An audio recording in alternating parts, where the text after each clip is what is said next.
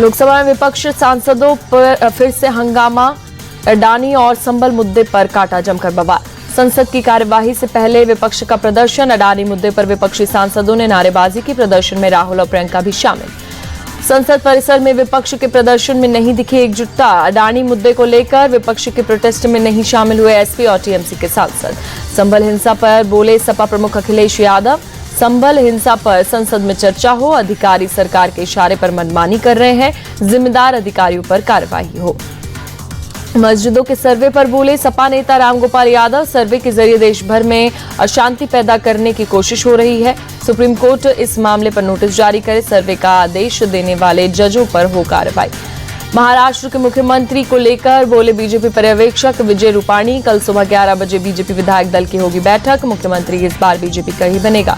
मुंबई के आजाद मैदान में शपथ ग्रहण की तैयारी शुरू। 5 दिसंबर को शाम 5 बजे होगा शपथ ग्रहण। सूत्रों के मुताबिक एकनाथ शिंदे गृह मंत्रालय छोड़ने को हुए राजी। शिवसेना को डिप्टी सीएम का पद और शहरी विकास मंत्रालय देगी बीजेपी। अजित पवार की बीजेपी आलाकमान से बड़ी डिमांड। शिवसेना के जैसा ही मंत्रालय एनसीपी को मिले। एकनाथ शिंदे की पार्टी के बराबर मंत्रालय की मांग की। महाराष्ट्र में जारी मौजूदा राजनीतिक घटनाक्रम पर जेएमएम नेता मनोज पांडे बोले महाराष्ट्र में चूहे बिल्ली का खेल चल रहा। नेतृत्व विहीन है महायुति। महाराष्ट्र के मौजूदा राजनीतिक घटनाक्रम पर बोले संजय राउत। महायुति अब तक सीएम का नाम तक तय नहीं कर पाई। यहां जो मरकट लीला चल रही है वो दिल्ली से चलाई जा रही है। महाराष्ट्र के मुख्यमंत्री पर सस्पेंस पर बोले कांग्रेस सांसद प्रमोद तिवारी। जिस आदमी ने बाला साहेब ठाकरे की बनाई गई पार्टी को तोड़ दिया वह सीएम बनने के लिए बेताब। दिल्ली सीएम आतिशी। कुशक नाला बस डिपो पहुंची। ईवी मोहल्ला बसों का किया निरीक्षण। गले में तख्ती डालकर अमृतसर के स्वर्ण मंदिर पहुंचे शयद प्रमुख सुखबीर सिंह बादल। अकाल तख्त ने सेवादार के रूप में काम करने, जूते और बर्तन साफ करने पर सुनाई सजा। अमृतसर के स्वर्ण मंदिर में अकाली नेता बिक्रम सिंह मजीठिया ने बर्तन साफ किए। अकाल तख्त साहिब ने बिक्रम को सुनाई थी धार्मिक सजा। जम्मू कश्मीर के हरवान में एक आतंकवादी मारा गया। दाची गांव के जंगल में सुरक्षा बलों के साथ मुठभेड़ में ढेर। छत्तीसगढ़ के बीजापुर में नक्सलियों के मंसूबे नाकाम। सुरक्षा बलों में 5 किलो आईईडी बरामद करना शुरू किया। यूरोपीय अंतरिक्ष एजेंसी के प्रोबा 3 मिशन को कल लॉन्च करेगा इसरो। आंध्र प्रदेश के श्रीहरिकोटा से शाम 4:08 पर होगा लॉन्च। हैदराबाद के आर्टिलरी सेंटर के पलानी परेड ग्राउंड में पासिंग आउट परेड में अग्निवीर हुए शामिल। देश के पहले राष्ट्रपति डॉक्टर राजेंद्र प्रसाद की आज जयंती। प्रधानमंत्री नरेंद्र मोदी ने ट्वीट करके दी श्रद्धांजलि। दिल्ली में राष्ट्रीय युद्ध स्मारक पहुंचे सीडीएस जनरल अनिल चौहान और तीनों सेनाओं के प्रमुख शहीद सैनिकों को दी श्रद्धांजलि। प्रधानमंत्री नरेंद्र मोदी ने तमिलनाडु सीएम स्टालिन से फोन पर बातचीत की। बाढ़ की स्थिति के बारे में ली जानकारी। हर संभव मदद का दिया भरोसा। तमिलनाडु के तिरुवन्नामलाई में लैंडस्लाइड हादसे में 7 लोगों की मौत, कई घायल। तिरुवन्नामलाई लैंडस्लाइड में मारे गए लोगों के परिजनों का 5-5 लाख का मुआवजा। सीएम स्टालिन ने किया मुआवजे का ऐलान। तमिलनाडु के कुडालोर में सड़क से उतरा बाढ़ का पानी। यातायात हुआ बहाल। चक्रवाती तूफान फिंगल के कारण भारी बारिश से आई थी बाढ़।